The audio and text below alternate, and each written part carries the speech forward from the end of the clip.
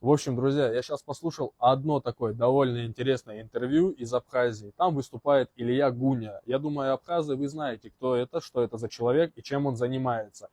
И я просто хочу, чтобы вы внимательно послушали, там буквально 1,5 минуты, и вникли в эти слова и призадумались. Может быть, у вас откроются наконец-таки глаза. Приезд Кириенко всегда сопровождается значимыми событиями.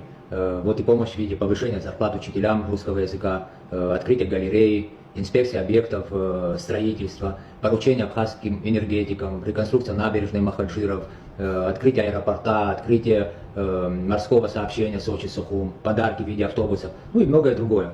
Ну и это все за 100 дней президентства Патрик Бумба. Вроде немало сделано.